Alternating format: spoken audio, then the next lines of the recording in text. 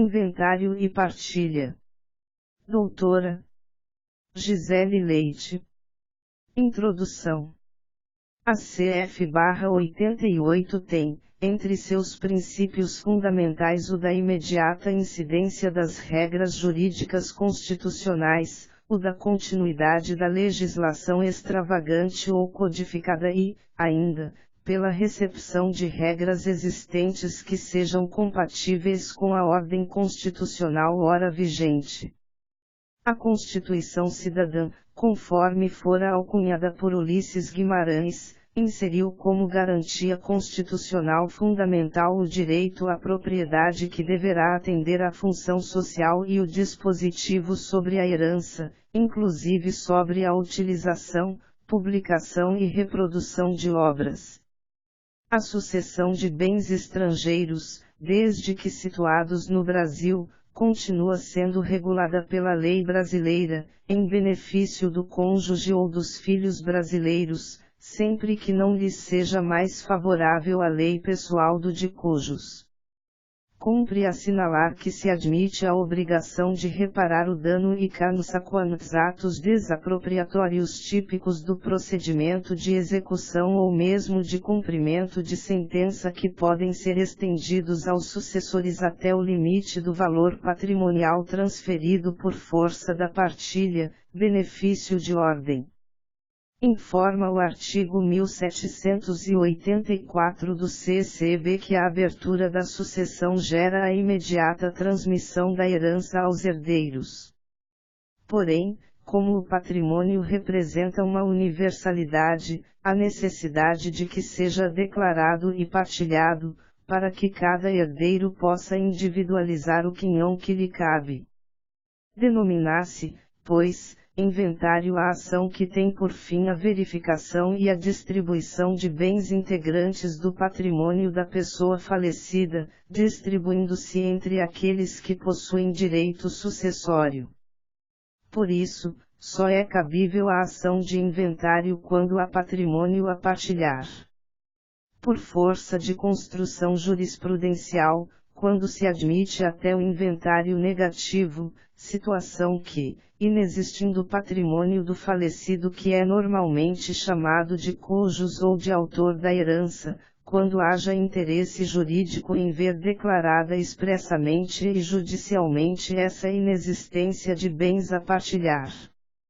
É, em observância do artigo 1523, e do CCB que trata de causas suspensivas da celebração do casamento, quando se tratar de viúvo ou viúva que tiver filho do cônjuge falecido, enquanto não fizer inventário de bens do casal e der a devida partilha aos herdeiros, impondo ipso facto, a imposição do artigo 1641, e do CC, a obrigatoriedade da imposição do regime de separação de bens. De sorte que se justifica a realização do inventário negativo através do interesse jurídico em ver declarada formalmente a inexistência de bens deixados por ocasião do falecimento para o cônjuge superstite, já no estado de viúvo ou viúva contrair novas núpcias sem as restrições legais. Mas, frise-se que a regra geral é a necessidade de se dar inventário ao patrimônio existente, por ocasião do falecimento, para que o patrimônio seja dividido entre os herdeiros que só a partir da homologação da partilha é que poderão exercer com plenitude a propriedade e, também para os efeitos fiscais, pois a transmissão de bens causa mortes, constitui fato gerador do tributo, vide artigo 155, e CF/1988. Noção geral de sucessão. Sucessão, do latim successione, do verbo succedere, tendo o sentido de sobrevir.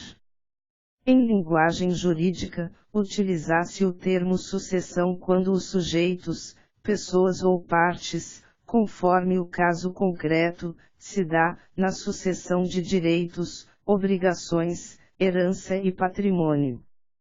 Quando a sucessão, herança e patrimônio quando a sucessão é fundada por lei mediante o fato jurídico morte, também é chamada de causa mortis.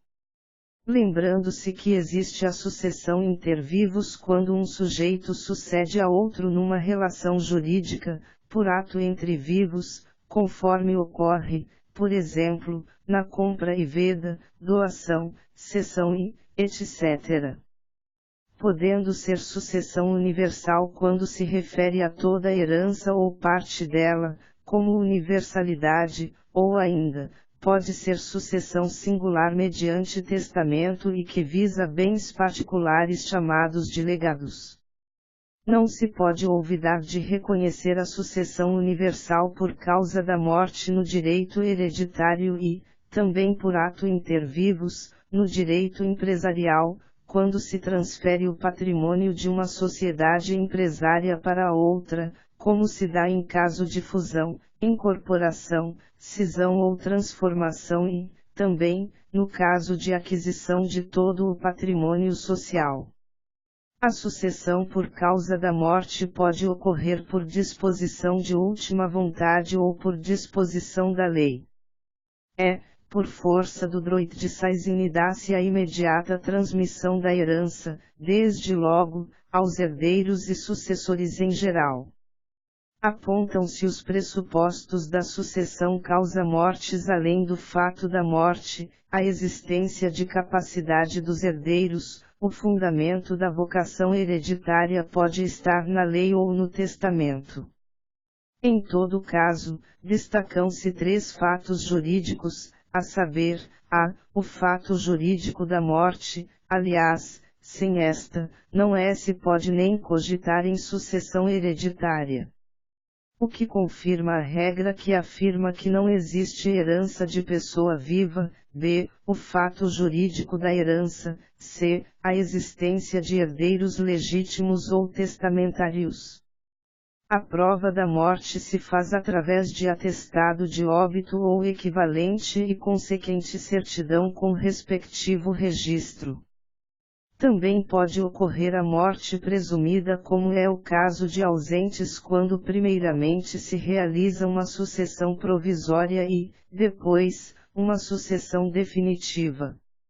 A respeito sobre o exato sentido que se deve dar à palavra herança há grande discussão na jurisprudência pátria. Pois há os que entendam como abrangendo o patrimônio do de cujos e a cota do herdeiro e, ainda, há outros que não consideram como quinhão de cada herdeiro. Sem dúvida, vocábulo em referência possui várias acepções e, na verdade, constitui a universalidade, de que são os herdeiros, os respectivos titulares, em oposição ao patrimônio, de que era titular o falecido. Ao se ultimar a partilha, destinada a cada quinhão para cada herdeiro ou parte de cada herdeiro, não mais se cogita em herança, mas, sim simplesmente de parte que foi desta e passou a integrar o patrimônio do herdeiro. Portanto, que se distinguir, a saber, a universalidade, como um todo, a que se deve por equiparação legal, dar tratamento correspondente a um imóvel, b. cota indivisa de cada herdeiro, parcela ou fração ideal da universalidade, c. quinhão ou fração já partilhado de cada herdeiro, cuja composição já se conhece, podendo ser homogênea ou heterogênea, como um só tipo de bens, como por exemplo, imóveis ou vários. Todo o acervo, tanto ativo como passivo, é transferido aos herdeiros, no exato momento da morte. Então, o herdeiro se subroga, no que diz respeito à posse da herança, na mesma situação que o finado desfrutava, à exceção do legatário que receberá a posse apenas após partilha. O inventário e a partilha representam apenas a formalização da sucessão, a qual, no entanto, se dá com a morte. Sérgio Saione sustenta que a verdadeira natureza do processo judicial do inventário é mista, composta de administrativa, na parte da apuração da monta, e outra parte é contenciosa, com base na controvérsia entre os herdeiros, embora as contestações não tomem a forma de litígio, própria de ações comuns ordinárias, e principalmente no que se refere à partilha, dadas as consequências da sentença respectiva, em nada importando o fato de se processar intervolentes. Com o advento da alteração introduzida pela Lei 1144120007, o inventário e a partilha deixam de ser competência exclusiva do Judiciário e passam a ser prerrogativa extrajudicial acessível àqueles herdeiros que se encontram de comum acordo, sejam capazes e inexistente testamento, consolidando um fato que ocorre de forma automática com o falecimento do autor da herança, assassine. Tal modificação conferiu certa celeridade, cumprindo o princípio de razoável duração do processo e de celeridade processual. Não se cogita de inconstitucionalidade do referido dispositivo legal, por inexistir lesão ao direito de ação, conforme salientado, por se tratar de faculdade conferida aos herdeiros do autor da herança, de sorte que optam por liberalidade, optar por divisão do patrimônio através do procedimento cartorário. Uma vez realizado o inventário por escritura pública lavrada por tabelião constitui um título hábil, para fins de registro, e, não somente registro imobiliário podendo, inclusive, ser usada para levantamento de valores depositados em instituições financeiras. Para dirimir possíveis divergências, o CNJ editou a Resolução 35 de 24 de abril de 2007 que pacificou o entendimento de que a escritura pública de inventário e partilha independe de homologação judicial para ser considerada título hábil para registro. Lembrando que a dita escritura pública representa título executivo extrajudicial, podendo ser utilizado para fins de uma execução forçada, em casos, por exemplo, de um dos herdeiros não observar a divisão homologada. Nos casos em que os herdeiros capazes e acordos, mas não queiram o procedimento extrajudicial, o procedimento adequado será o arrolamento, que é uma espécie de procedimento simplificado e, consequentemente, mais célere do inventário. A participação do advogado, permanece como indissociável do procedimento, garantindo que os interesses de todos os envolvidos sejam resguardados. Ademais, mesmo no procedimento administrativo há de atender aos requisitos semelhantes aos da peça exordial, o que cumpre o disposto do artigo 133 da CF/1988. O processo extrajudicial é, de fato, mais célere, e que independentemente da modalidade do inventário e de partilha será sempre necessário o recolhimento de tributos referentes ao imposto de transmissão causa-mortes, salvo a isenção concedida pelo poder público. Jurisprudência STJ-ARG no ARESP 10807G2011-02583119, direito superveniente de inventário pela via extrajudicial. Os prazos constantes no artigo 611 do CPC/2015 são impróprios, pois inexistem consequências processuais aos herdeiros não obedecerão tal prazo. Frise-se que a posterior e intempestiva propositura do inventário não prejudica em nada o segmento normal da ação até final conclusão. Deve-se atentar para possível multa na apuração do ITC que poderá ser imposta por órgão fazendário em desfavor do espólio. Convém lembrar da súmula 542 do STF que informa que não é inconstitucional a multa instituída pelo Estado-membro, como sanção pelo retardamento do início ou da ultimação do inventário. É sabido que o inventário é procedimento da jurisdição voluntária em face da ausência da lide. Desta forma, integra o rol de procedimentos especiais tendo por objeto a formalização da sucessão hereditária, haja visto em princípio que não vais à composição de litígio. Mas as vias ordinárias eventualmente usadas sofrem de competência absoluta, cuja via atractiva das ações propostas contra o espólio ocorre, enquanto não julgada a partilha. Qualquer outra questão mais complexa ou decisão que dependa de outra produção de prova, deverá ser resolvida através de ação autônoma. É o caso, por exemplo, quando se dependa de prova pericial, como o exame de DNA, quando a parte interessada deverá ajuizar um procedimento ordinário específico. No momento da abertura da sucessão, o patrimônio ainda é constituído pela universalidade de bens e será dividido entre os herdeiros no final do inventário. Por conta do princípio de Saisine após o óbito, dá-se a imediata transmissão da posse e da propriedade para os herdeiros universais. Contudo, apenas a posse indireta, pois a posse direta pertence ao administrador provisório que deverá zelar e defender o patrimônio do espólio.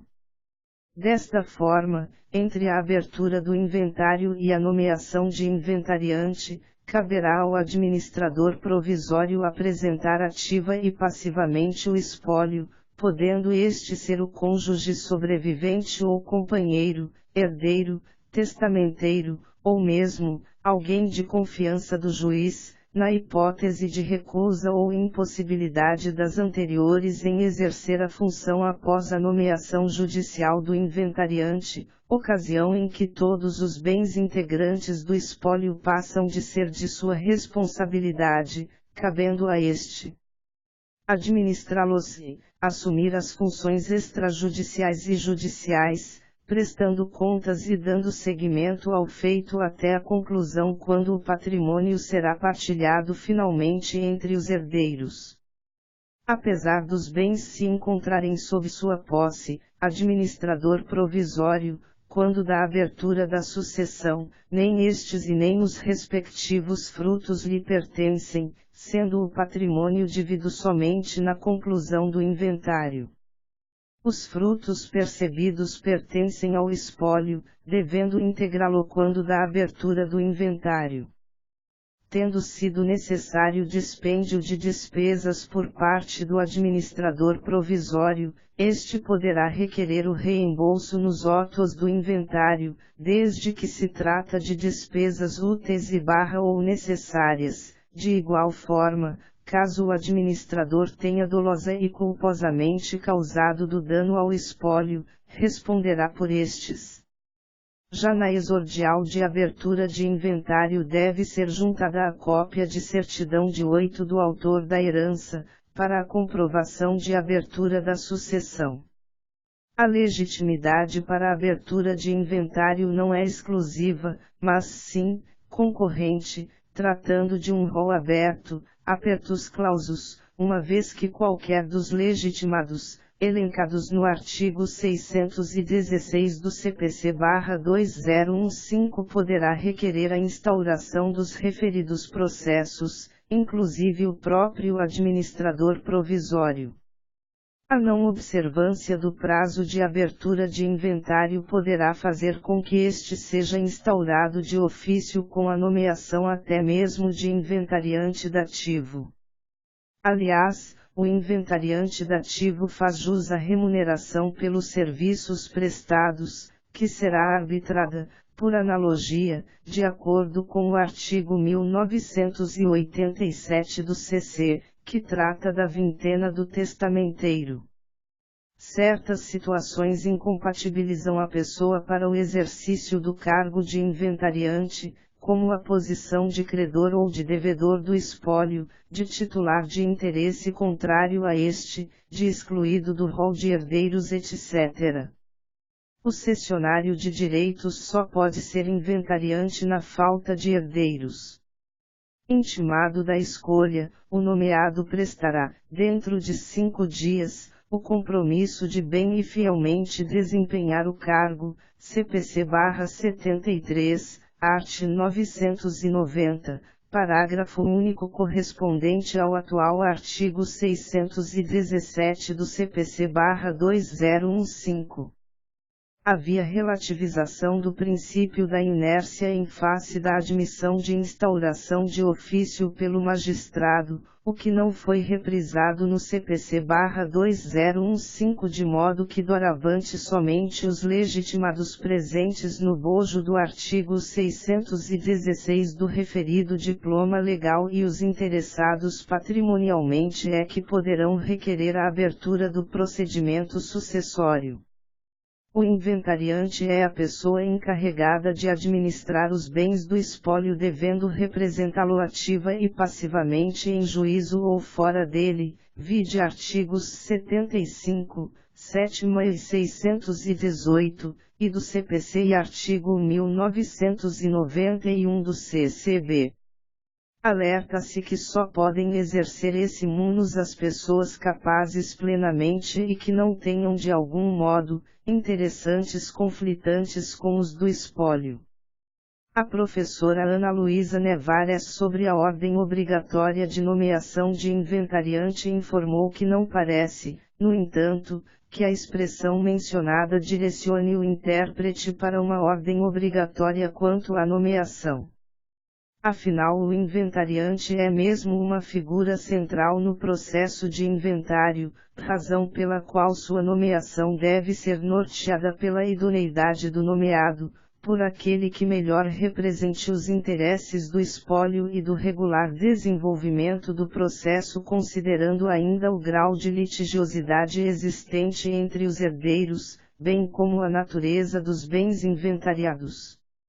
A legitimação para promover o inventário, artigos 615 e 616 do CPC, não se confunde com a de exercer a inventariança.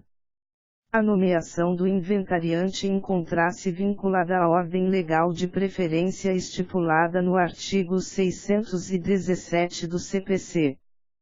Considerando-se que herdeiros menores não podem ser nomeados inventariantes, por faltar-lhe aptidão e discernimento para o exercício da função, o CPC de 2015, diferentemente do previsto no Código Buzaide, 1973, garante a nomeação de menor por intermédio de seu representante legal. A regra afasta o caráter personalíssimo da inventariança defendido jurisprudencialmente, STJ, RESP 658-831/RS, TJSC, EID 2554. Inovou também o Código Fux ao reconhecer que o direito à sucessão aberta, como qualquer direito patrimonial de conteúdo econômico, pode ser transferido por meio de cessão, art. 1793 a 1795 do CCB, ficando o cessionário subrogado em todos os direitos e obrigações do cedente. Consequentemente, o cessionário do herdeiro ou legatário passa a possuir interesse e legitimidade para a inventariança. Na falta ou impedimento das pessoas com direito à inventariança, o juiz nomeará pessoa estranha idônea, para servir como inventariante dativo que assume os direitos e os deveres da inventariança, mas nos termos do primeiro parágrafo do artigo 75 do CPC, não é representante do espólio em juízo. Já uma vez nomeado o inventariante, será firmado o compromisso de fielmente desempenhar o cargo. Para tanto será intimado com prazo de 5 dias, parágrafo único do artigo 617 CPC. Jurisprudência, STJ-RESP 105.5633/SP, caráter não absoluto do artigo 990 do CPC/1973, Convicção do juízo, STF-RTJ 89/895, TRESP 55/172, Regime de Separação de Bens e Inventariança, TJSP-IDA 003785134990, companheira do de cujos, nomeação como inventariante. Natureza jurídica do inventário. O inventário e a partilha são ações de jurisdição voluntária que têm por objeto apenas a formalização da sucessão hereditária, o que, em princípio, independeria da intervenção do juiz, tanto assim, que atualmente, há modalidade extrajudicial de formalização de sucessão. Mas, a doutrina contemporânea vem pontuando que o inventário e partilha são procedimentos de jurisdição contenciosa. Dada a relevância dos bens jurídicos envolvidos, opta-se por atribuir tal tarefa ao órgão judicial. Enfim, refere-se àquele que a velha doutrina chamava de administração judicial de interesses privados, o que não significa que não fosse uma atuação jurisdicional. Aliás, é insofismável que a jurisdição voluntária é também uma verdadeira forma de atividade jurisdicional, apesar de que não se destine propriamente com a composição de litígio entre as partes do processo. Apesar de que os litígios podem até se apresentar na tramitação do inventário e da partilha entre os sucessores, entre esses e o inventariante, entre os sucessores e terceiros. Não serão tais litígios, todavia, resolvidos dentro desse processo. Acrescente-se a isso, o fato de a cognição do inventário ser sumária, cabendo ao juiz resolver questões de fato apenas quando retratadas documentalmente. Mas, se surgirem questões de alta indagação ou com necessidade de outras partes, as partes devem recorrer às vias ordinárias, art. 984 CPC/73, que corresponde ao artigo 612 do CPC/2015.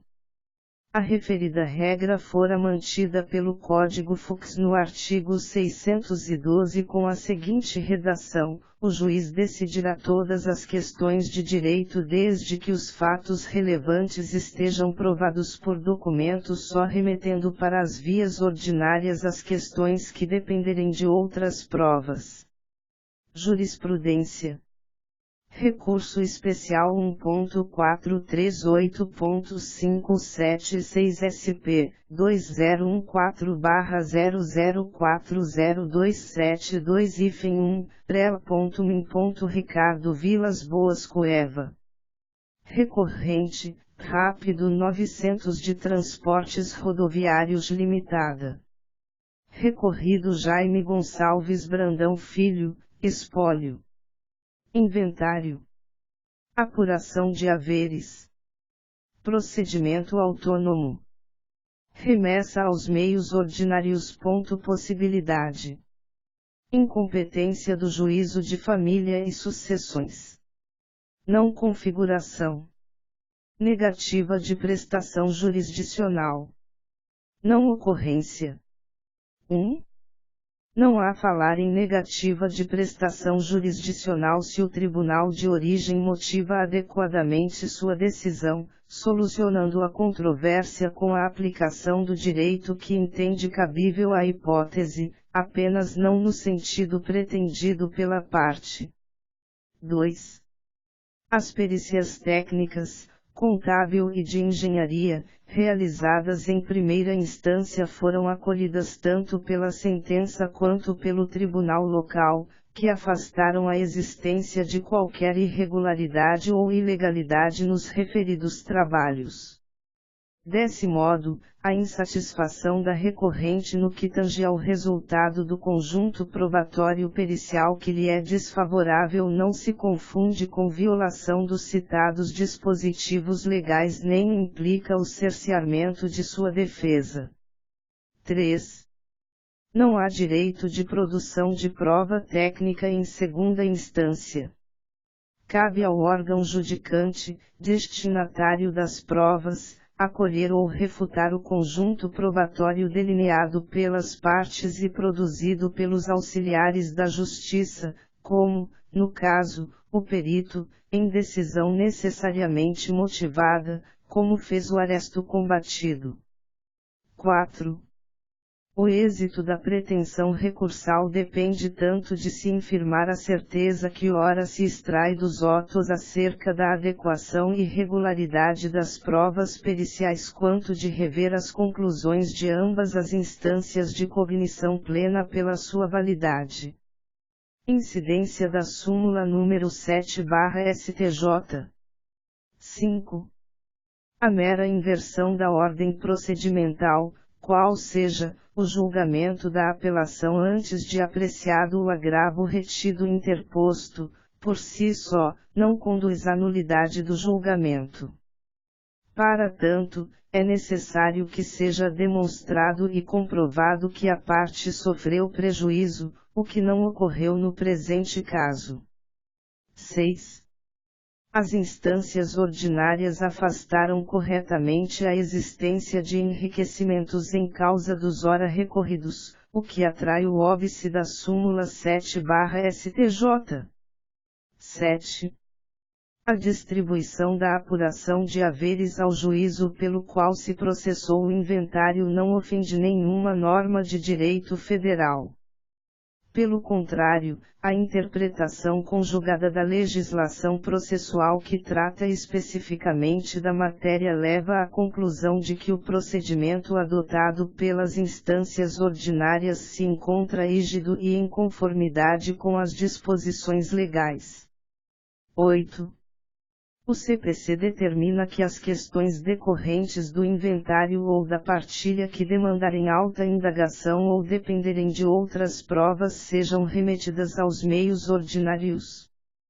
Portanto, a remessa aos meios ordinários significa essencialmente que o juiz deve processar o incidente pelos meios ordinários, em apartado dos autos do inventário, grifo meu.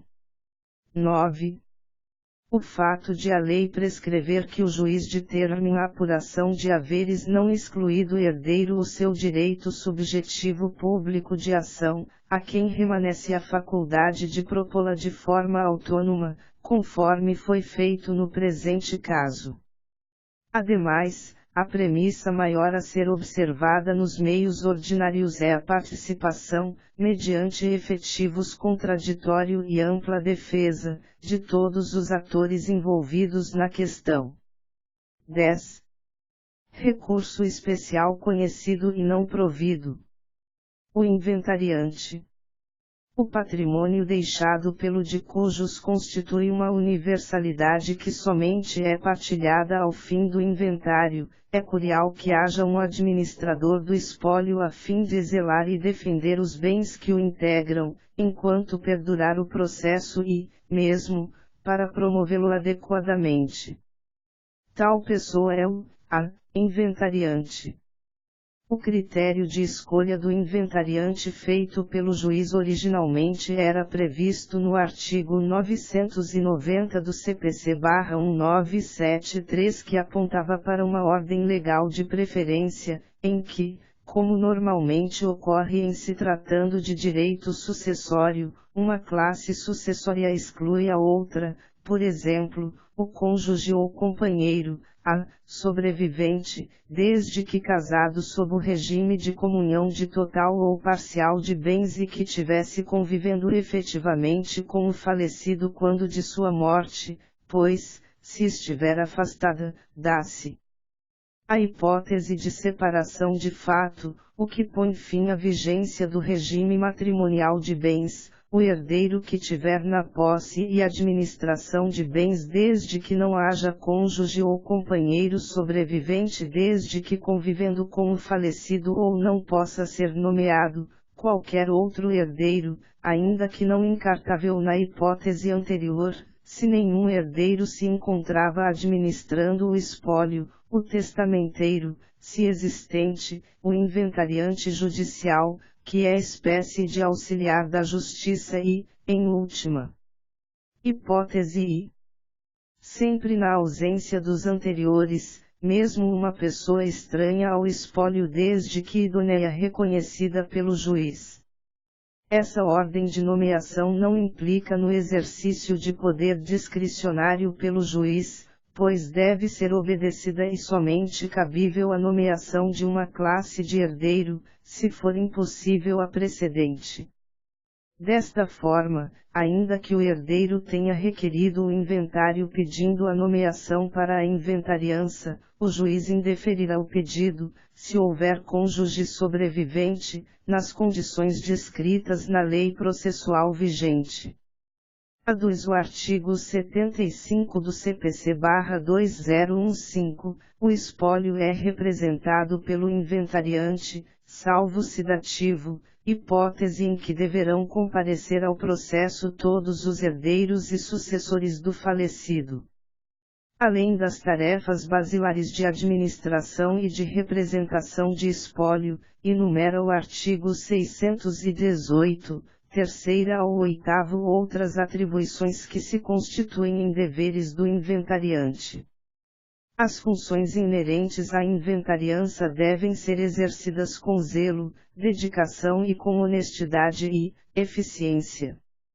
Afinal, o inventariante atua como gestor de coisas alheias, sendo que sua atuação no processo de inventário se limita aos atos compatíveis com os de simples administração.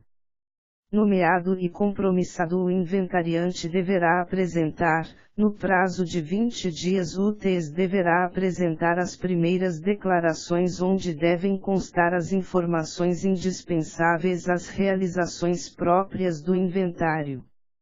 Ultrapassada a fase de avaliação de bens, art. 630 CPC, o inventariante deverá apresentar, nos termos do artigo 636 do CPC, as últimas declarações, podendo emendar, aditar ou complementar as primeiras declarações. Com 3 finais declarações, o inventariante retrata a situação definitiva da herança a ser partilhada aos sucessores. A eventual sonegação patrimonial, intentada pelo inventariante, que só pode ser realizada após a apresentação das últimas declarações, quando o rol patrimonial deve ser descrito de forma completa, art. 1996 CC. Como gestor de coisas alheias, naturalmente tem o dever de prestação de contas que devem ser realizadas em apenso aos autos de inventário, vide artigo 550 do CPC/2015. Existem ainda outras atribuições típicas do inventariante conforme previstas no artigo 619 CPC, com referências aos aspectos econômicos que envolvem a relação sucessória. Diferenciam pela natureza, mas por precisarem de autorização judicial. Mesmo que todos os interessados sejam maiores e capazes e tenham concordado com determinada medida a ser implementada pelo inventariante, sem autorização judicial o ato não pode ser praticado. Apenas por uma ficção legal, a morte do titular do patrimônio, a abertura da sucessão e a transmissão da herança, aos herdeiros ocorrem em um só momento. O artigo 1791 do CC reafirma ideias fundamentais do direito sucessório brasileiro, a saber, 1. A devolução unitária da herança aos herdeiros, 2. A noção de indivisibilidade do monte hereditário no momento da abertura da sucessão até a partilha final.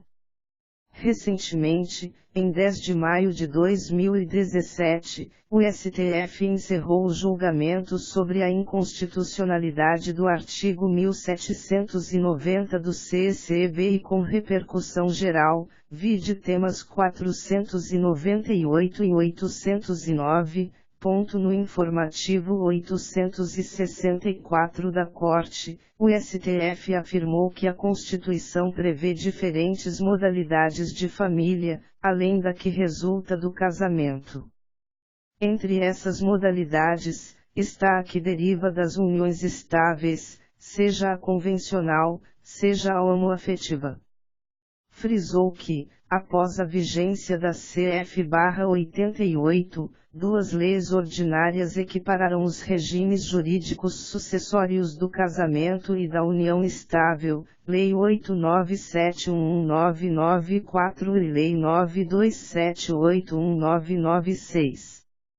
O Código Civil, no entanto, desequiparou, para fins de sucessão, o casamento e as uniões estáveis. Dessa forma, promoveu retrocesso e hierarquização entre as famílias, o que não é admitido pela Constituição, que trata todas as famílias com o mesmo grande valia, respeito e consideração. O art. 1790 do mencionado Código é inconstitucional, porque viola os princípios constitucionais da igualdade, da dignidade da pessoa, da proporcionalidade na modalidade de proibição à proteção deficiente e da vedação ao retrocesso.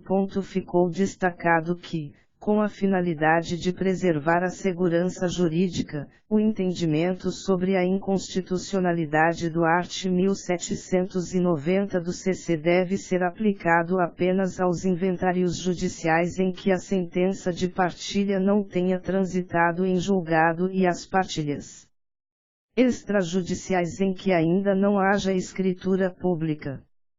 A tese final firmada, para os devidos fins de repercussão geral, foi aquela conhecida desde o ano passado, no sistema constitucional vigente. É inconstitucional a diferenciação de regimes sucessórios entre cônjuges e companheiros, devendo ser aplicado, em ambos os casos, o regime estabelecido no artigo 1829 do Código Civil. Particularmente, como estudiosa do direito, sempre filiei-me à corrente que apontava a inconstitucionalidade do inciso 3º do artigo 1790 do CC, por colocar o companheiro em posição de franco desprestígio diante dos ascendentes e colaterais até 4º grau, recebendo apenas 1/3 do que esses recebessem. Aliás, já alguns tribunais de justiça brasileiros já tinham reconhecido tal inconstitucionalidade, mas com a decisão do STF resolveu-se a grande instabilidade jurídica sucessória no Brasil desde a vigência do CC/2002 que veio de um PL de 1975 e, portanto, anterior a CF/88. A indivisibilidade do acervo hereditário, no momento da abertura da sucessão até a final partilha, em tese, impede a alienação de bem singular pertencente à herança, salvo se feita por meio de autorização judicial, é o que os herdeiros poderão alienar bens pertencentes ao espólio, vide o artigo 1793, 3 graus do CC. As despesas e dívidas devidamente comprovadas, nos exatos termos dos artigos 1997 e 1998 e do art. 640 do CPC que deverão ser quitadas mediante autorização judicial. As primeiras declarações prestadas pelo inventariante poderão ser feitas pessoalmente, ou ainda, por advogado desde que constem no mandato procuratório os poderes especiais pertinentes, artigo 618, terceira e 620, 2 graus CPC.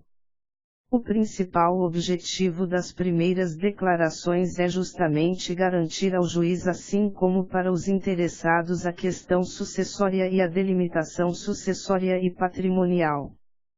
O CPC de 2015 exige informações mais claras e precisas e a identificação dos herdeiros deve ser o mais completa e precisa que possível, contendo vários dados, tais como o endereço eletrônico, fatos pessoais do cônjuge ou companheiro do de cujos.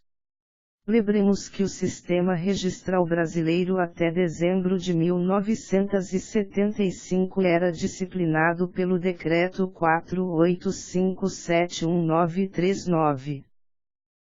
Em 1º de janeiro de 1976 entrou em vigor a Lei 60151973 que revogou o decreto anterior definindo o registro de imóveis, além da matrícula e, serão realizados os atos de averbação e de registro, conforme o artigo 167 da citada lei.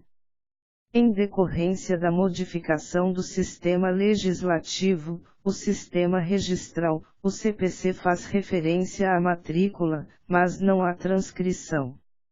A sonegação dos bens do inventário constitui infração que pode ser praticada pelo inventariante, quando omite intencionalmente, de forma nitidamente dolosa, bens ou valores, afirmando não existirem outros bens a inventariar.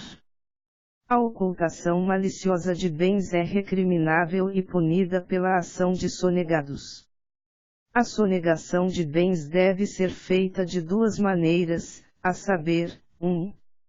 A perda do direito sobre os bens sonegados ou não apresentados ou não colacionados. 2. A remoção do cargo de inventariante, sendo este o sonegador. A divergência doutrinária em referência à matéria reside no momento em que se caracteriza a sonegação patrimonial em relação ao inventariante. Somente pode ser imputado ao inventariante a sonegação após o encerramento da descrição de bens, o que se realiza nas últimas declarações.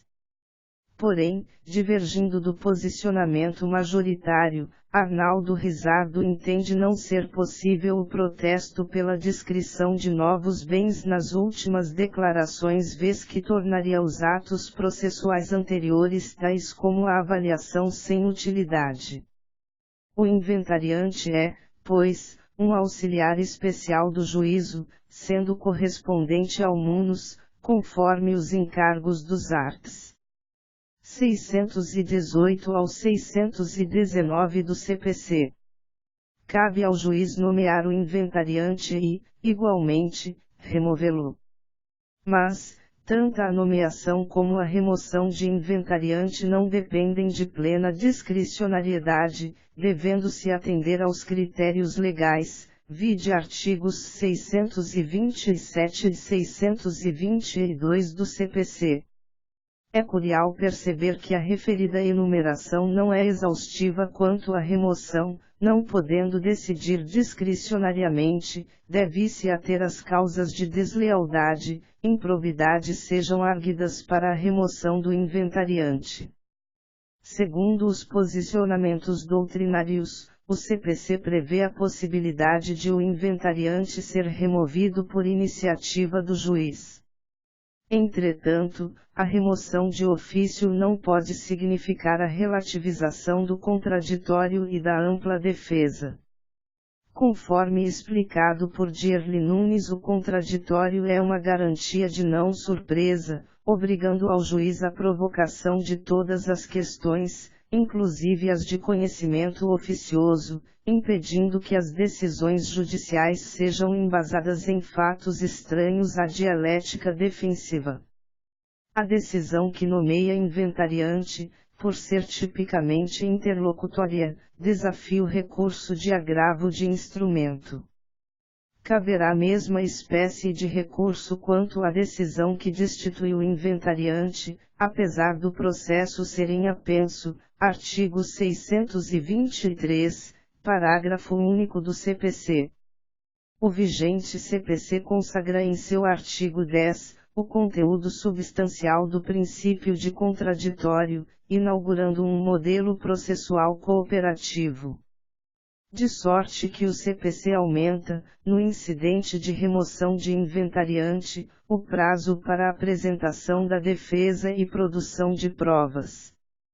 Uma vez que constatadas irregularidades na inventariança, pode o juízo orfanológico, seja de ofício ou a requerimento, promover a remoção do inventariante desde que em fundamentada decisão, indicando de forma precisa as circunstâncias que o levaram a tanto, indicando, inclusive, quais dos incisos do artigo 622 do CPC, foram aplicadas ao caso concreto. Também deve obedecer aos termos do artigo 623 do CPC, ordenando a intimação do inventariante para que, no prazo da lei, 15 dias, oferecer a defesa e indicar quais as provas que pretende produzir. Portanto, sendo garantido o contraditório e ampla defesa, poderá o juízo de inventário remover o inventariante, designando, dentre os elencados no artigo 617 do CPC, quem possua as melhores condições para assumir e desempenhar o munus. Tendo o anterior inventariante sido removido do encargo, não há motivos que justifiquem a permanência dos bens componentes do espólio sob sua gestão, uma vez que deverão ser administrados pelo novo inventariante nomeado. O legislador estipulou multa por desídia na entrega de bens do espólio. A multa se constitui como ferramenta ou auxílio à ordem judicial, conforme deve ser observado no artigo 625 do CPC. No processo de inventário e partilha deve-se proceder à citação do cônjuge ou o companheiro sobrevivente, dos herdeiros e dos legados. O ato citatório é determinado incontinenti pelo juiz, independentemente de requerimento, logo depois do inventariante ter feito as primeiras declarações. Importante sublinhar que a decisão que nomear inventariante, tal como a que o destitui, é interlocutória, sendo passível de ser impugnada por agravo de instrumento. Em face da necessidade de se definir a questão desde logo, o agravo de instrumento deve ser interposto. O encargo de inventariante impõe ao nomeado os deveres dentro e fora do processo, artigos 991 e 992 CPC/19713 e nos artigos 618 e 619 do CPC de 2015. Lembremos que dentro do processo, é o inventariante o autor da demanda, incumbindo-lhe o impulso processual, para tanto devendo prestar as primeiras e últimas declarações, exibir quaisquer documentos relativos ao espólio, apresentar certidão do testamento, se houver, e praticar todos os demais atos processuais necessários para o regular desenvolvimento do processo. Externamente ao processo, incumbe ainda ao inventariante a administração do espólio, velando pelos bens e prestando contas de sua administração, para enfim, bem desempenhar sua função. Pode o inventariante alienar bens, representar ativa e passivamente, contratando, transigindo e efetuando despesas, pagando dívidas e, etc., tudo no melhor sentido de conservar e promover melhoramentos dos bens que integram o espólio. O inventariante pode ser removido se sua administração conflitar com o objetivo de zelar pelo espólio, artigo 995 do CPC/1973, correspondente ao artigo 622 do CPC/2015. São causas de remoção do inventariante, deixar de prestar as primeiras e as últimas declarações, por não promover o andamento regular do inventário, permitir, por culpa, que os bens se deteriorem, sejam dilapidados ou sofram dano, deixar de defender os bens nas ações em que o espólio for réu, ou deixar de promover as competentes ações que interessem ao espólio, não prestar contas de sua gestão, sonegar, ocultar ou desviar bens do espólio. A remoção do inventariante, que pode ser requerida tanto por qualquer interessado, o cônjuge superstite, o herdeiro, o credor do espólio e a fazenda pública, bem como pelo Ministério Público, formará um incidente, que se processa em apenso, art. 623 CPC/2015, dando o prazo de 5 dias úteis para o inventariante se defender e produzir provas, vide o artigo 623 do CPC/2015, decidindo o juiz em seguida. Também tal decisão interlocutória é impugnável por meio de agravo de instrumento. Em sendo destituído, o juiz, ipso facto, nomeará outro observando-se a sequência expressa no artigo 990 do CPC/1973 correspondente ao artigo 624 do CPC/2015. Dispõe o artigo 611 do CPC/2015 que o prazo para instauração do processo de inventário é alterado de 60 dias para 2 meses, contados da abertura da sucessão e, ultimado nos 12 meses subsequentes. Porém, como a norma não impõe sanção para o desrespeito, tratando, pois, de prazos impróprios, dificilmente tais prazos não são respeitados. O artigo 611 CPC/2015 prevê que o juiz prorrogue de ofício ou a requerimento das partes. O CPC de 2015 flexibilizou os prazos peremptórios, trazendo a possibilidade de convenção das partes sobre os procedimentos desde que sujeita ao controle de validade realizado pelo juiz, quando o prazo processual for em dias, contar-se-á somente em dias úteis, conforme preconiza o artigo 219 do CPC/2015. Porém, a regra de contagem de prazos em dias não incide para os prazos estipulados em meses e anos. Para esses, utilizasse a regra prevista no artigo 132, 3 graus do CPC/2015 que determina a apuração com base no período, devendo o prazo se encerrar no dia correspondente ao início. Vejamos que um prazo estipulado em 30 dias não teria a mesma duração que ao prazo de um mês. O prazo em dias contar-se-á em dias úteis, enquanto que o prazo de um mês contar-se-á de forma contínua.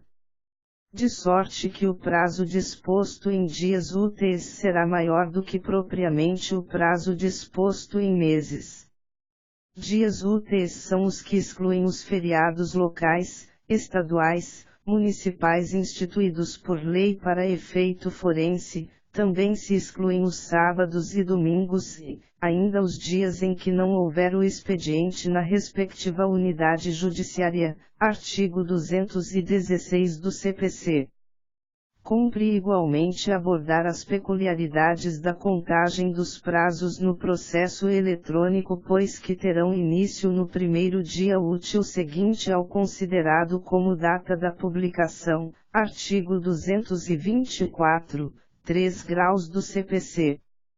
Esta, por sua vez, corresponde ao primeiro dia útil, seguinte da disponibilização da informação no Diário da Justiça eletrônico, art. 227, 2 graus CPC, disponibilizado em sítio da Rede Mundial de Computadores.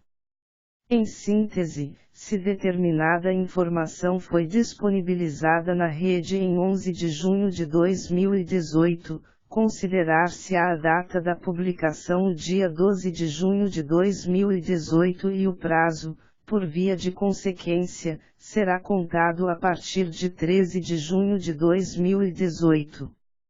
A publicação eletrônica substitui qualquer outro meio de publicação oficial e para quaisquer efeitos legais, à exceção dos casos que, por lei, exigem a intimação ou a vista pessoal. Ao se cadastrarem no órgão judiciário, as intimações não serão feitas no órgão oficial, impresso ou eletrônico, mas sim, em portal próprio. Nesse caso, considerar-se-á realizada a intimação no dia em que o intimando efetivar a consulta eletrônica sobre o teor da intimação, fixando nesse momento o termo inicial do prazo. Ressalta-se que essa consulta deverá ser feita em até 10 dias corridos contados da data do envio da intimação ao portal sob pena de considerá-la automaticamente realizada na data do término desse prazo.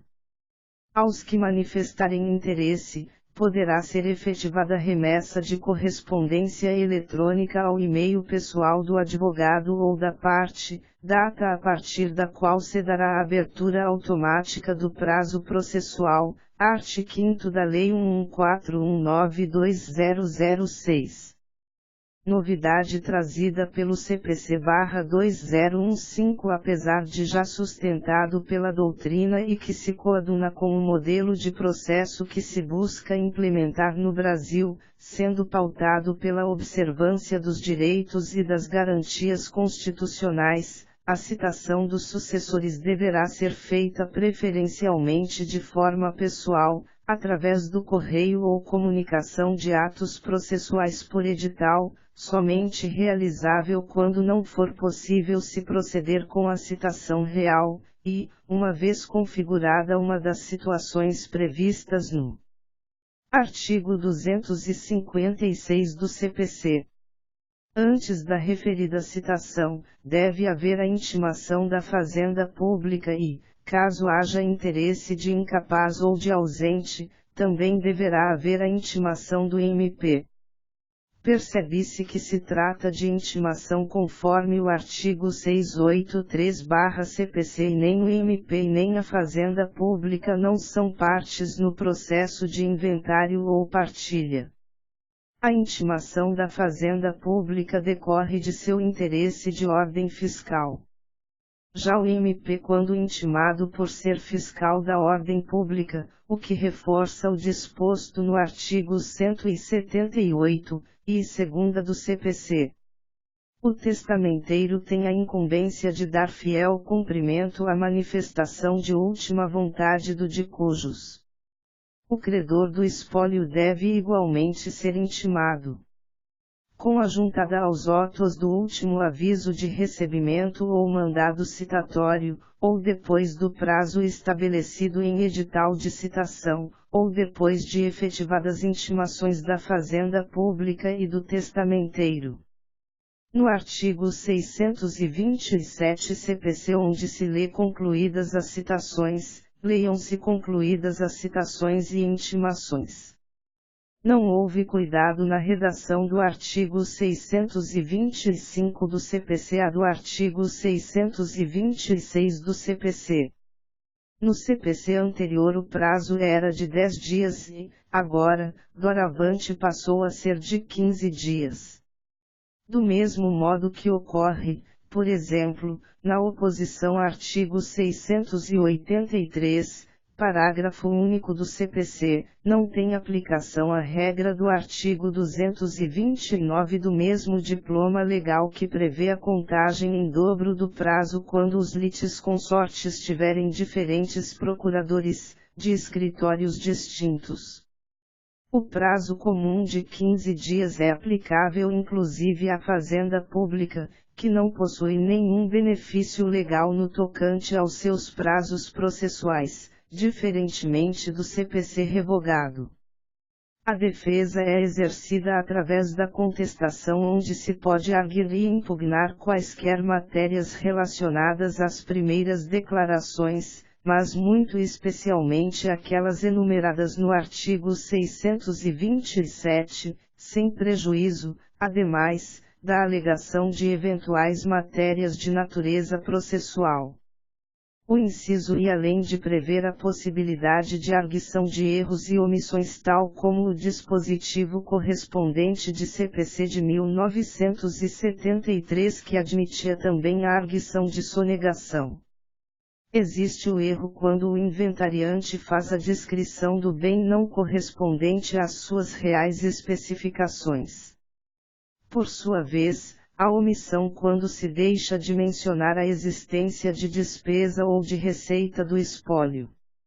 Não há preclusão quanto a tais matérias que poderão ser alegadas a qualquer momento, mesmo que posteriormente, enquanto ainda não ocorrida a partilha.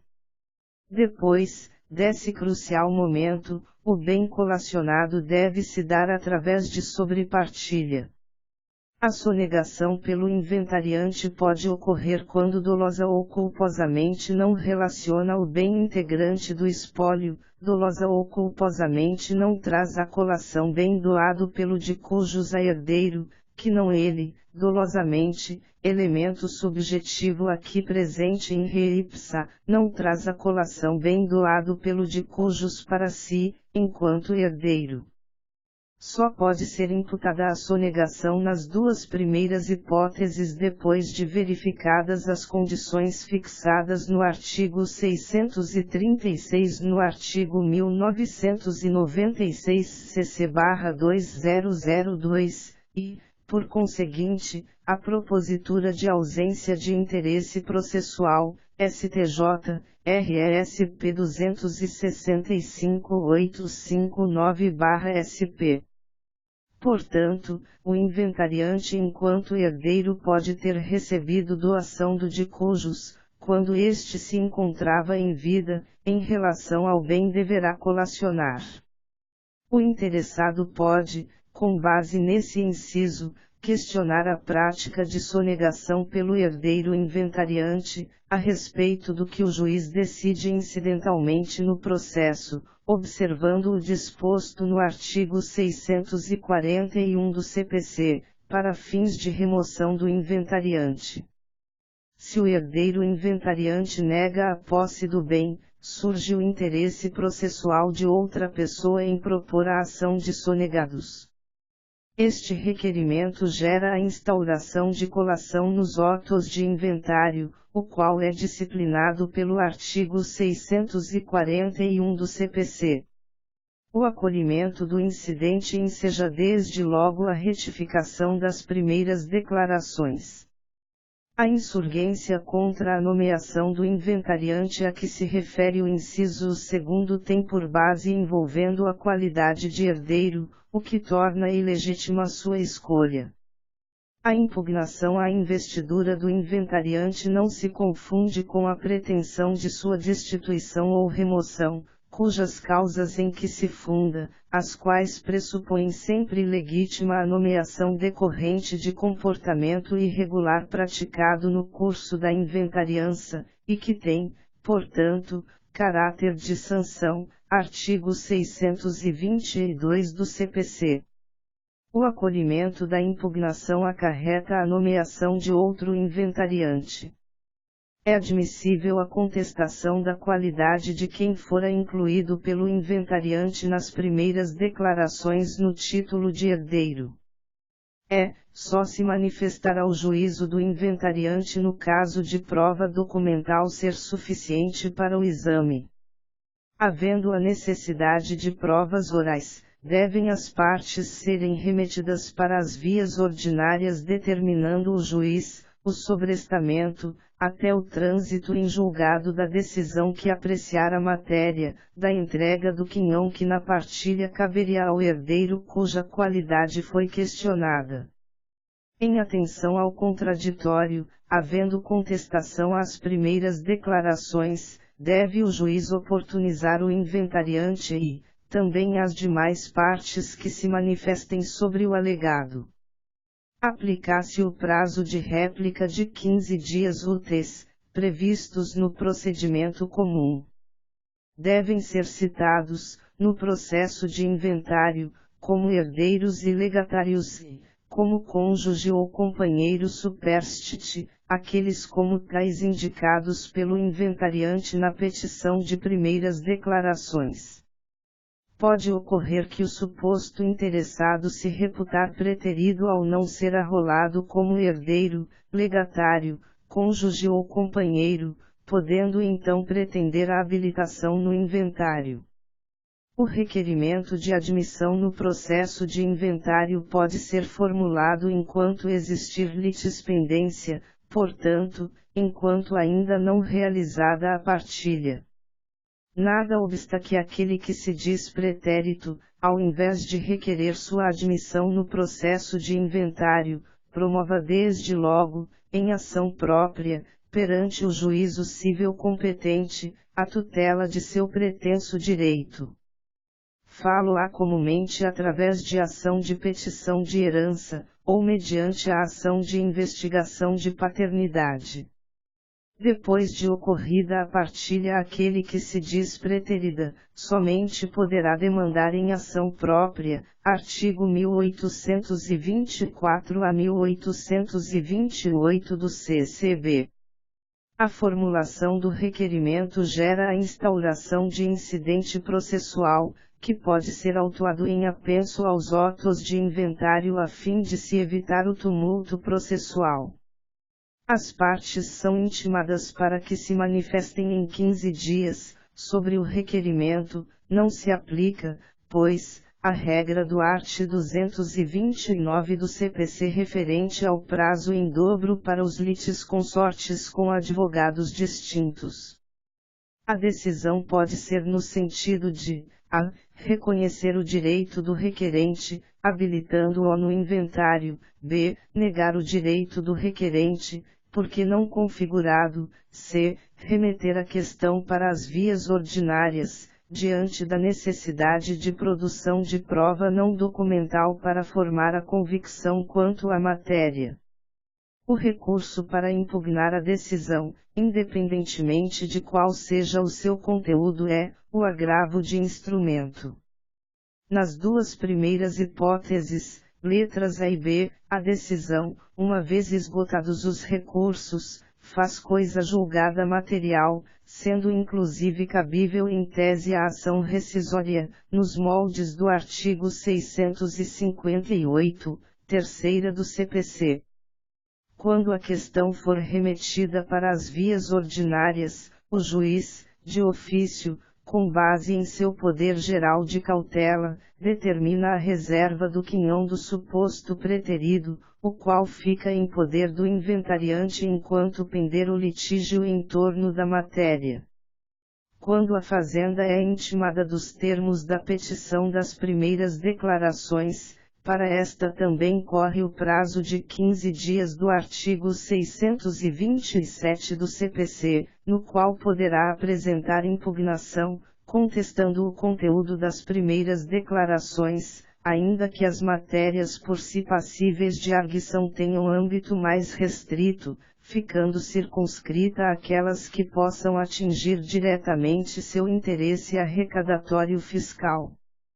Quando não for caso de impugnar as primeiras declarações, limitar-se a fazenda, no prazo de 15 dias subsequente ao término do prazo do artigo 627 do CPC, a informar o valor dos bens imóveis constantes no espólio, levando em conta para tanto, as informações contidas em cadastro imobiliário.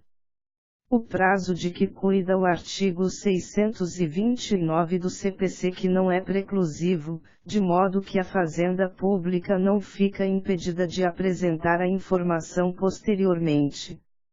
A avaliação dos bens do espólio, ao mesmo tempo que a possibilita a determinação do valor do monte hereditário, viabilizando aos herdeiros a formulação de seus pedidos de quinhão de maneira mais equânime que possível, tornando concreta ao menos em parte a regra contida no artigo 648, e do CPC.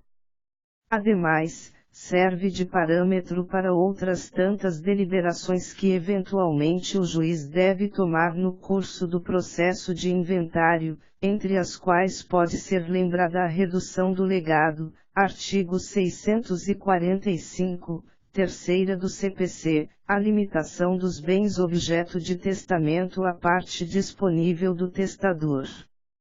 Se os bens, objeto do testamento estão ou não compreendidos na parte disponível ao testador, se o herdeiro contemplado com doações deve ou não conferir determinados bens ou seu valor para efeito de repor a parte inoficiosa, possibilitar ao cônjuge casado sob o regime de comunhão universal ou parcial e, ainda, ao companheiro receber bens do espólio compreendidos na meação a que tenham direito. Enquanto que a prova pericial, que é a avaliação, artigo 464 do CPC, que também fica sujeita às regras que cuidam da matéria, entre as quais o impedimento do perito ou suspeição do perito/avaliador, bem como sua substituição, artigo 468, e segunda do CPC. A princípio, o encargo da avaliação fica por conta de servidor concursado, ocupante desse cargo, inclusive oficial de justiça, nos termos do artigo 154-v do CPC. Não existindo na comarca quem exerça tal função, deverá o juiz nomear o perito de sua confiança.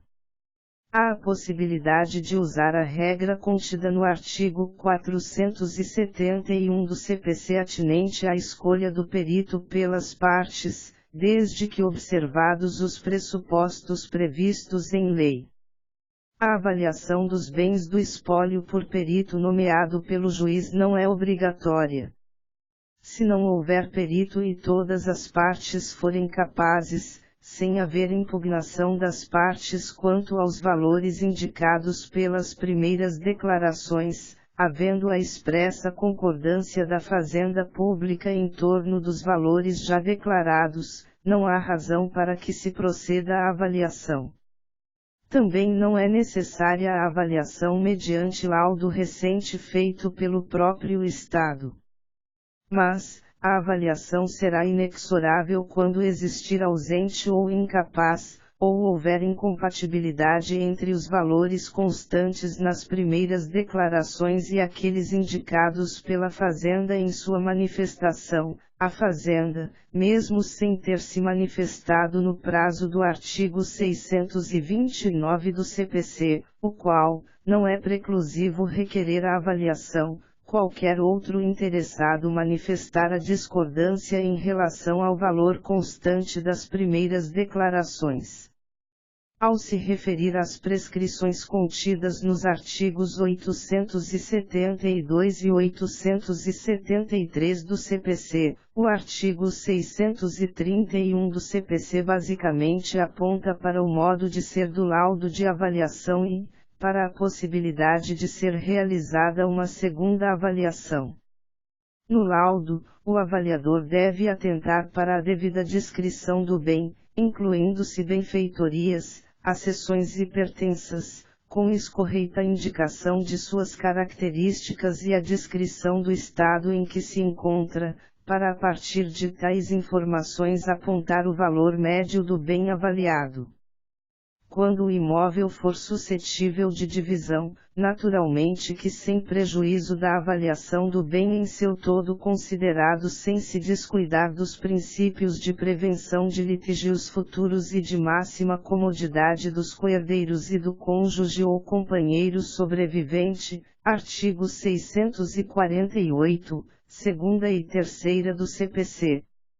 A repetição de avaliação pode ocorrer no caso de acolhida alegação de erro ou dolo, havendo a majoração ou redução de valor concluído na avaliação, houver dúvida do juiz quanto ao valor atribuído ao bem na avaliação. Os bens do inventário que estejam situados em comarca diversa daquela em que tramita o processo de inventário, devem ser avaliados, naturalmente, por carta precatória. A regra é a da realização da avaliação. Contudo, devido ao alto custo e da demora que gera a tramitação de carta precatória. Sendo assim, buscando o melhor atendimento aos princípios de economia processual e da duração razoável do processo, admite-se que a avaliação seja dispensada, desde que configurada uma de duas situações, a saber, a. O bem objeto material da avaliação for considerado do pequeno valor, ou b, o valor do bem ser perfeitamente conhecido do perito nomeado.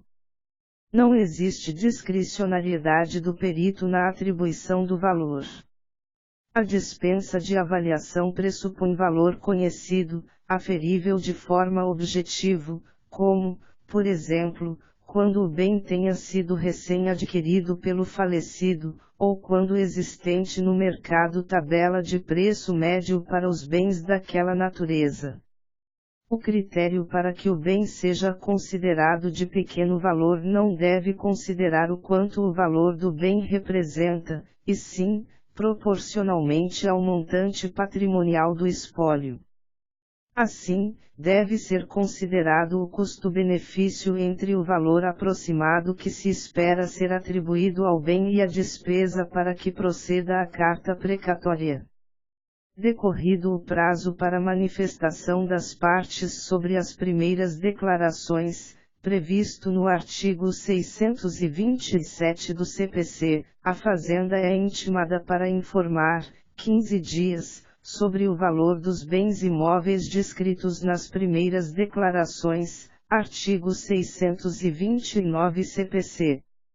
Havendo concordância de expressa da Fazenda, com os valores já indicados na petição de primeiras declarações, conjugada com a concordância de todas as partes, desde que capazes, no tocante aos mesmos bens, fica dispensada a realização da avaliação.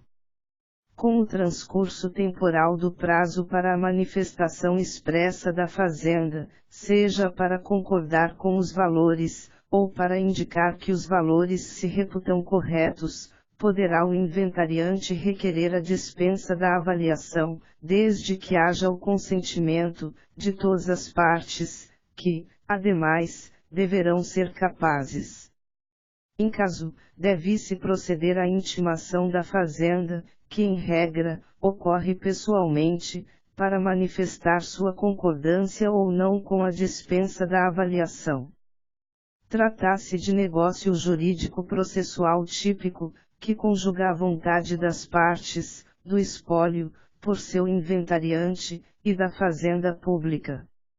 A Fazenda deve ser intimada perante o órgão de advocacia pública responsável por sua representação, conforme prevê o artigo 269, 3 graus CPC.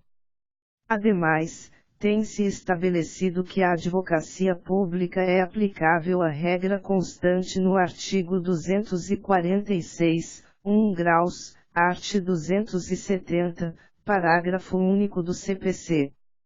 O artigo 246, primeiro do CPC, de sua feita, prescreve que as citações e intimações devam ser realizadas preferencialmente por meio eletrônico. Enquanto que o artigo 633 do CPC estabelece que a intimação da Fazenda deverá ser feita pessoalmente, a regra cede passo quando o processo tramitar por meio eletrônico, quando, então, se aplicam as disposições gerais sobre citação e intimação. O artigo 634 do CPC cuida de situação inversa da prevista no artigo 633 do mesmo diploma legal. Se for dispensada a avaliação quando a Fazenda Pública manifestou sua concordância com o valor apontado nas primeiras declarações, aqui, fica dispensada quando as partes concordam expressamente com o valor dos bens declarado pela Fazenda, e quando chamada a se manifestar nos autos.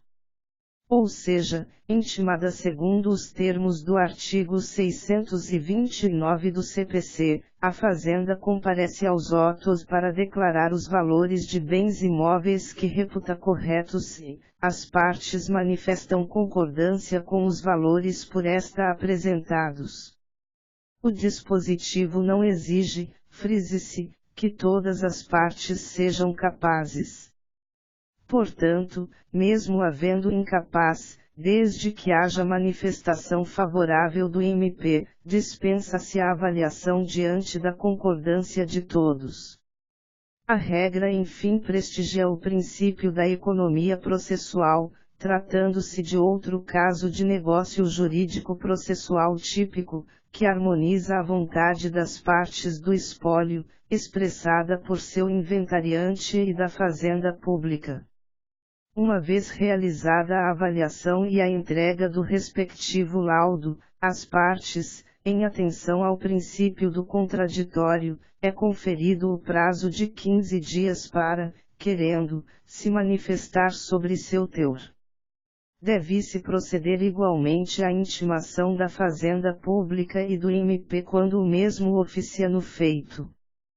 Percebe-se que o conteúdo da impugnação pode ser variado, desde sobre o valor atribuído no laudo a determinado bem, a falha, incorreções, ou omissões no seu conteúdo, até a existência de vício de vontade, erro, dolo ou coação, imputado ao perito.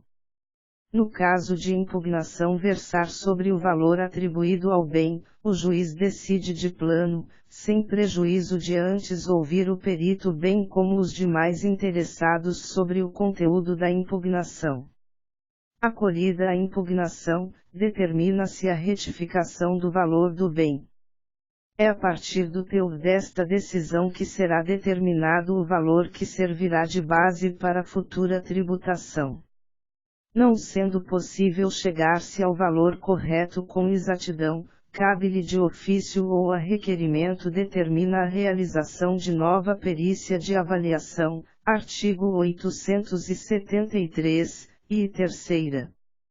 Mas, tratando-se a impugnação de outra matéria, abre-se, nesse caso, oportunidade à produção de provas, possibilitando-se a participação de todos os interessados.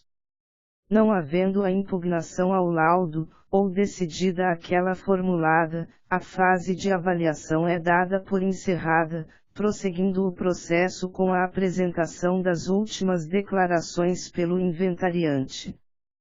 Cumpre observar que o pronunciamento que julga a impugnação tem natureza de decisão interlocutória, impugnável através de agravo de instrumento. As últimas declarações constituem peça apresentada pelo inventariante, de caráter obrigatório, pela qual apenas ratifica ou corrige, emendando, aditando ou completando as primeiras declarações, antes que se realize o cálculo do imposto de transmissão por causa mortis.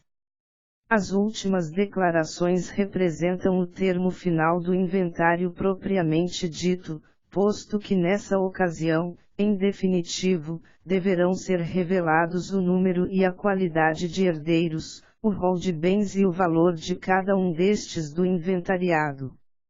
Observar-se que as emendas, aditamentos ou complementações podem se referir a qualquer das matérias contidas, nas primeiras declarações. Devem ser formuladas após o laudo de avaliação, se não impugnado ou depois de decididas as impugnações direcionadas ao laudo avaliatório. Não há estabelecido no CPC vigente um prazo para sua apresentação, que fica, então a critério do juiz no caso concreto. Pode-se, por analogia, aplicar o prazo de 20 dias, previsto no artigo 620 do CPC que é previsto para a apresentação das primeiras declarações. A partir das últimas declarações, pode ser imputada a prática de sonegação, diante da alegação de omissão ou declaração de bens integrantes do espólio. Acrescentadas as últimas declarações pelo inventariante, são intimadas as partes e a Fazenda Pública para delas conhecerem e sobre estas se manifestarem. Dá-se exo ao princípio do contraditório. O MP, se estiver intervindo no feito, deve ser intimado depois de decorrido 15 dias para a manifestação das partes e da Fazenda Pública. Pode haver impugnação às últimas declarações, como também quanto às retificações feitas, sob o fundamento que são indevidas. O pronunciamento que julga as últimas declarações é decisão interlocutória, sendo igualmente impugnável por agravo de instrumento. Decidida a impugnação, o juiz determina que se proceda ao cálculo do imposto ITP, que é de competência dos Estados e do Distrito Federal, encontrando previsão no artigo 155, e da CF/1988. Sobre a temática convém ler os enunciados das súmulas do STF, a saber, 112. O imposto de transmissão causa-mortes é devido pela alíquota vigente ao tempo da abertura da sucessão. 113. O imposto de transmissão causa-mortes é calculado no valor dos bens na data da avaliação. 114. O imposto de transmissão causa-mortes não é exigível antes da homologação do cálculo. 115. Sobre os honorários de advogado contratado pelo inventariante, com a homologação do juiz, não incide o imposto de transmissão causa-mortes. 331. É legítima a incidência do imposto de transmissão causa-mortes no inventário por morte presumida. 590. Calcula-se o imposto de transmissão causa-mortes sobre o saldo credor da promessa de compra e venda do imóvel, no momento da abertura da sucessão do promitente vendedor. O cálculo do ITP é submetido ao contraditório das partes e da Fazenda Pública, as quais podem impugná-lo, alegando erros, omissões, incidência de alíquota equivocada, referência à base de cálculo errônea, entre outras matérias. Primeiramente, são ouvidas as partes, no prazo de 5 dias e, em seguida, e separadamente, ouve-se a Fazenda Pública. O CPC vigente não indica o prazo para tal manifestação, por isso, aplica-se analogicamente, a regra do artigo 638 do CPC, que é também de 5 dias. Se o MP intervém no feito, a oportunidade para sua manifestação de acontecer depois de decorrido o prazo para manifestação da Fazenda Pública. Lembrando que há acolhimento de impugnação enseja a remessa dos autos para o contabilista para as devidas alterações, após, emite-se decisão sobre os cálculos. Novamente, o provimento judicial é uma decisão interlocutória sendo impugnável por agravo de instrumento. É também através dessa decisão que o juiz se pronuncia sobre eventual isenção tributária, não obstante o artigo 179 do CTN atribuir a competência administrativa à autoridade fiscal para tanto. Sendo que o imposto, quando a decisão o reconhece, só é devido a partir de seu trânsito em julgado. No julgamento do RESP 173.505/RJ, o STJ afirmou posicionamento no sentido de que o artigo 179 do CTN, ao regular a concessão de isenção pela autoridade administrativa, não ofende a regra contida no artigo 1013 do CPC/1973, atual artigo 638 do CPC/2015, aplicável à autoridade jurisdicional no processo de inventário, onde compete ao juiz, depois da oitiva da Fazenda Pública, julgar o cálculo do ITP. Assim, o juiz do processo de inventário, além de determinar o valor do imposto, é também competente para declarar a isenção, porquanto a competência da autoridade administrativa fiscal prevista pelo CTN, não exclui a competência do magistrado. A colação é habitualmente definida como sendo uma conferência de bens da herança com outros bens transferidos pelo de cujos, ainda em vida, aos seus descendentes, promovendo o retorno ao monte hereditário, para a realização de equitativa apuração das cotas hereditárias dos sucessores legitimários. O conceito de colação pode ser extraído do artigo 2002 do CC. In literis, os descendants que concorrerem à sucessão do ascendente comum são obrigados, para igualar as legítimas, a conferir o valor das doações que dele em vida receberam, sob pena de sonegação. Parágrafo único. Para cálculo da legítima, o valor dos bens conferidos será computado na parte indisponível, sem aumentar a disponível. Segundo Eduardo Oliveira Leite, o vigente Código Civil Brasileiro adota o sistema de colação real. Em nosso direito, a colação real em substância é a regra, constituindo exceção à colação ideal, trazer à colação o seu valor, que apenas ocorre quando os donatários já não mais possuírem os bens doados. É, no mesmo sentido, Arnaldo Rizardo, Fernando Tartucci e José Fernando Simão. Já no sentido contrário, opina Zeno Veloso, que comenta que o parágrafo único do artigo 639 do CPC reabre a discussão sobre o valor do bem que deve vir a ser colacionado, se o da data da liberalidade ou a data da abertura da sucessão. O CPC-73 previa regra diferente, revogando o disposto do CC-16, determinando, no parágrafo único do artigo 1014, que o valor do bem a ser considerado na colação deveria ser o da data da abertura da sucessão. O vigente CECB, em seu artigo 2004, mantém inalterada a regra do CPC de 1973, determinando que o valor dos bens sujeitos à colação deve ser computado à época da abertura da sucessão. As diversas modificações podem gerar equívocos no campo do direito intertemporal. A solução de tal conflito aparente encontra-se no disposto no artigo 1787 do CC. Aplicar-se ao critério vigente à época da abertura da sucessão.